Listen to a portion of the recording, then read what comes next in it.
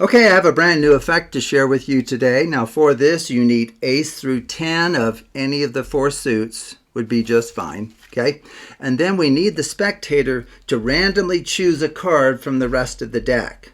Now I'm going to go ahead and just assume that they've chosen the King of Diamonds, but it truly can be any card. And of course you wouldn't see this as the performer. It would be like this, okay? And so why don't we go ahead and we'll bury their card somewhere in the packet. In fact, we probably should mix it. So what I'm going to do is deal out into piles until they say stop. Stop there.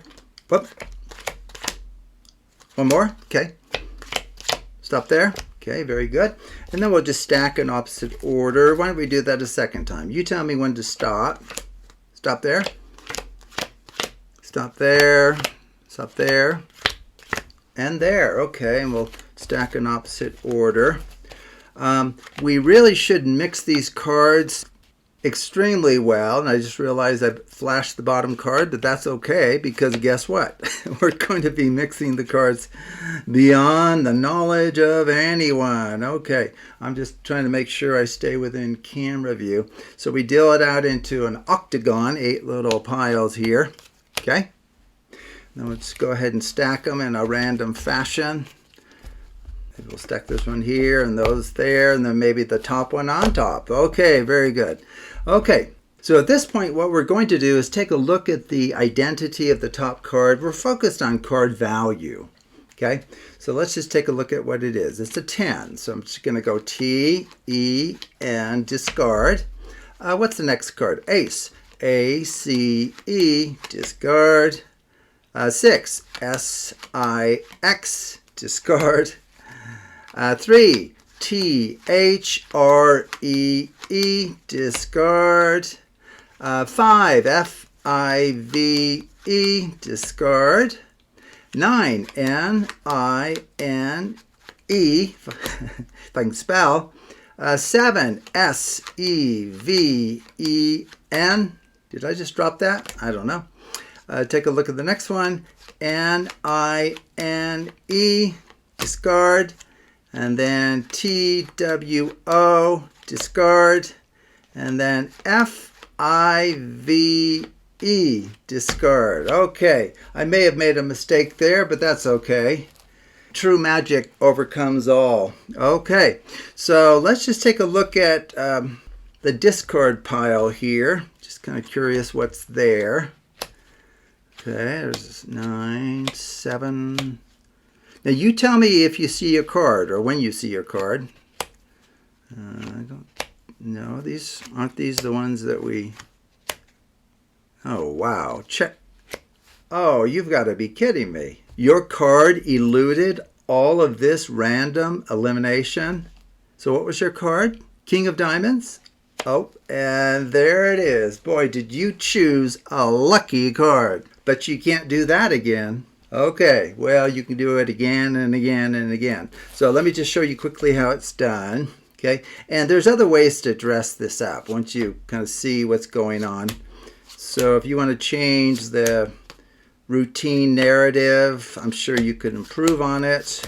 Okay, I'm kind of more excited showing you kind of the procedure that works for this crazy thing. These cards are actually sticking here, unfortunately. Okay, so you began as I began, okay? They choose a random card, that's true. Turn these down, okay?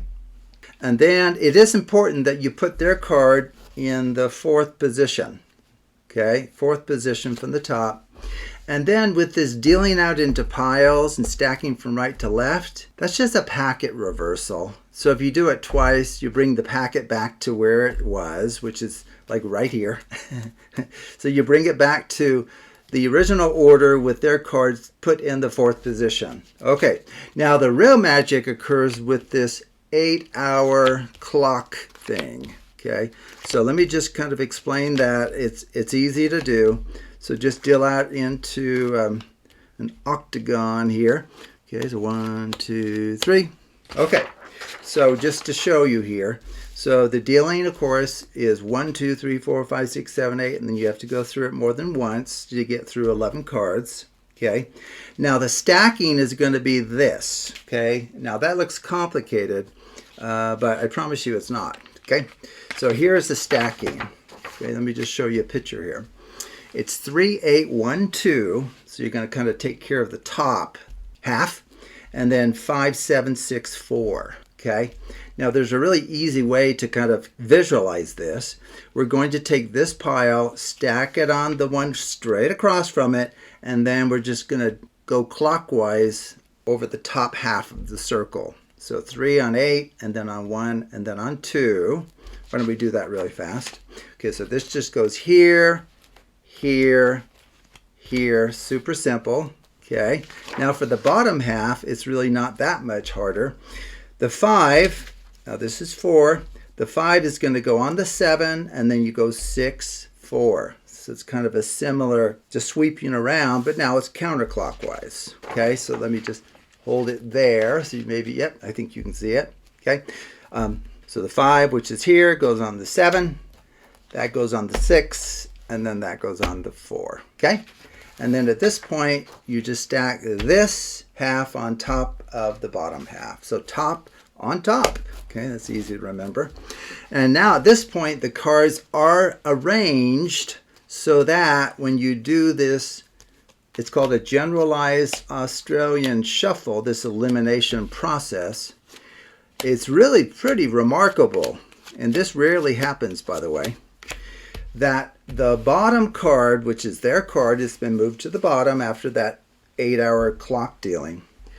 It will never be seen throughout the entire elimination process. And that's extremely rare, actually, because normally you see, many of the cards as you're eliminating them. So you start with the 10, TEN. These 3 would be moved to the bottom. This one would be discarded. The next new top card is the ace, if you remember. And so if you go through that, the final card here, their card, is guaranteed to be the lone survivor, and it will not have been seen at any point in the elimination process. But of course, it very possibly, and you would think likely, was one of the cards eliminated along the way, but you won't know that until the very end, when you're left with a single card, and then you finally reveal that their card has survived this highly destructive elimination process. So thank you for watching, and take a look at other videos on the Absolute Math Magic channel.